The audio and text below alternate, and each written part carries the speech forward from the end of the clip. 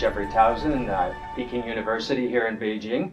I'm here today with Evan Guo, CEO of Zhaopin.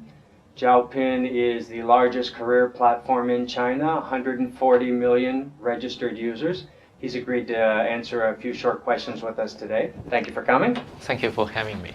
And just really want to ask you 5 short questions about your business, your industry, and where you see it going.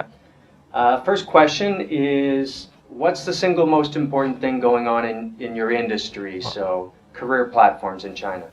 Well, I think the most important thing in China about job market is really the labor shortage. Because of the one-child policy, China is actually seeing the labor force is growing at almost like 0%. If you're thinking about the GDP growth is around 6.5 to 7% each year, but the labor growth is 0%. There is a big gap. So you see it's increasingly difficult to find talents. It's increasingly sort of the salary is getting higher and higher. And people are jumping from one job to the other job. We look at data in the States, around 3 to 5 years, young people sort of change jobs. In China, it's about 1 year.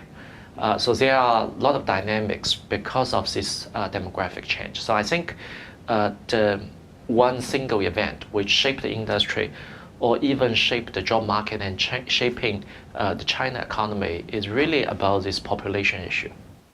What's the single most important thing going on with Zhaopin this year? Yeah, well, I think we have conducted a massive transformation this year because internet is changing so fast.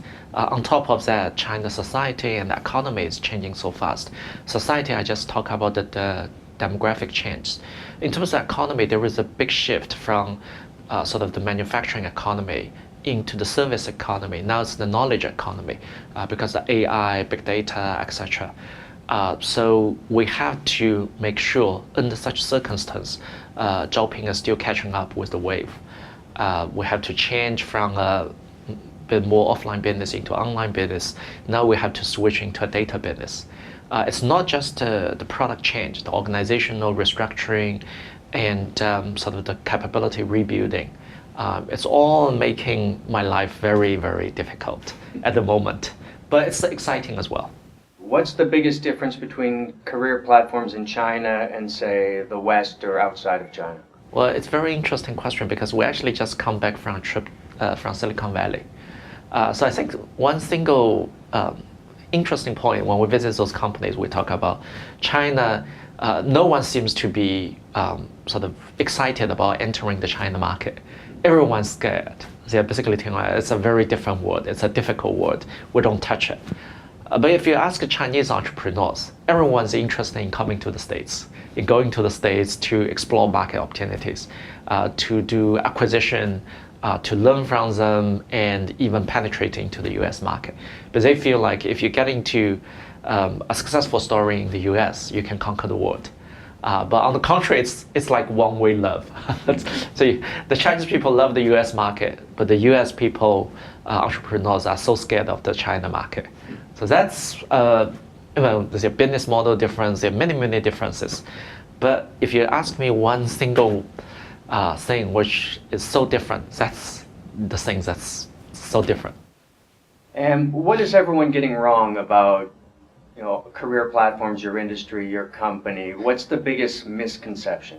I think the biggest misconception is people still thinking about the marketing, right? The viral marketing to attract all those candidates, to attract all those companies to come onto our platform. And some people with more advanced thinking, it's more product-driven, internet product. And the Chinese government promote Internet Plus very heavily, right? Say, oh, everything can be internet, right? And internet thinking, internet product. But really, if I look at this business, it's actually about data. It's about matching. The matching is not just on your resumes, matching your skills with the job requirements, but really matching of your interest. We need to understand what's your interest, matching that interest with the culture of the company. This is all very deep learning about your personality, deep learning about the organizational cultures, etc. and deep learning about your behavior, deep learning about sort of how your behavior actually drives your preference for jobs. For example, a lot of young people actually care about the traveling time from home to work. That's even more important than how much you get paid. So I think sort of we can sometimes have those insights because of the experience, because of the understanding of our customer, because of your intuition. But more and more, it's because of the data. So if I look at the industry, data is shaping the world. So we are developing products with companies. So they basically, for example, videotape you. Insurance companies, right? They used to interview thousands of people as their sales agent. Before, they have to do interviews, one-on-one, and it's a lot of time. You travel to their office, you do interview. Now, they basically ask you to record your answers to 3 preset questions. And then the HR managers just very quickly look at the answers of your 3 questions, look at your expressions, facial expressions when you answer those questions, and make decisions.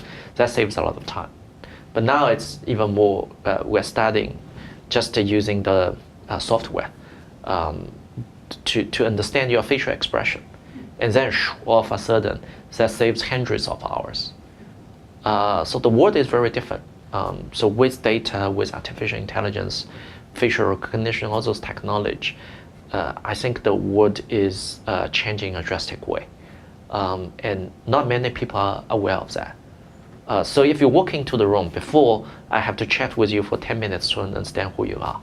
Now, because of the social network, all those software, you actually have all the labels on you. So before you walk in, I actually know your personality, who you are, and what's good for you. So that is a completely different world. What's next for Zhaopin or your industry or yourself personally? 3 years from now, what will it look like? I don't know.